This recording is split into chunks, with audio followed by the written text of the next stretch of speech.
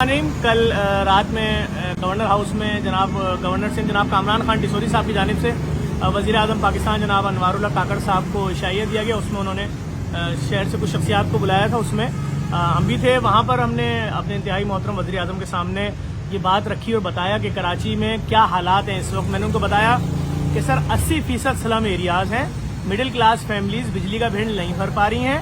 80 گز کے گھر کا بل آ رہا ہے 40,000 50,000 روپے تقریباً, اور جو 120 گز کا گھر ہے اگر اس کے 3 فلور ہیں تو تینوں فلوروں کا بل 50,000 یعنی 1.5 لاکھ روپے آ رہا ہے. تو سر جن لوگوں کی آمدنی ہی 45,000 روپے یا 50,000 روپے, وہ 1.5 لاکھ روپے کا بل کیسے بھریں گے سر؟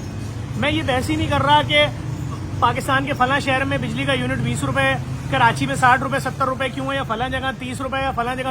کوئی ایسی بحث, میں صرف اتنی سی بات میں نے سر کے سامنے رکھی کہ سر ایک تو مہنگائی کی وجہ سے خودکشیاں بڑھ رہی ہیں. میں نے سر کو بتایا کہ وزیر اعظم صاحب ہمارے علاقے فیڈرل بی ایریا میں 7 موٹر سائیکلوں پہ 14 ڈاکو آئے. پہلے ایک ہوٹل لوٹا چائے گا, 20-25 لوگ وہاں سے آگے آئے, 500 میٹر اگلا ہوٹل لوٹا, پھر اس کے بعد وہ آگے گئے اگلا ہوٹل لوٹا, اور آخر میں کیفے پیالہ لوٹتے ہوئے گئے ہیں آرام سے 20 منٹ تک. تو اگر گروہ کے گروہ ڈکیتیاں مار رہے ہیں تو اس کے پیچھے کیا ریزن ہو سکتا ہے؟ میں نے یہ ساری باتیں ان کو بتائیں. انہوں نے بولا کہ ہم سیکیورٹی کے حوالے سے ہمارے پاکستان میں رہنے والے پاکستانی چاہے وہ کراچی میں کسی جگہ ان کے حوالے سے فوری طور پہ کمیٹی بناتے ہیں.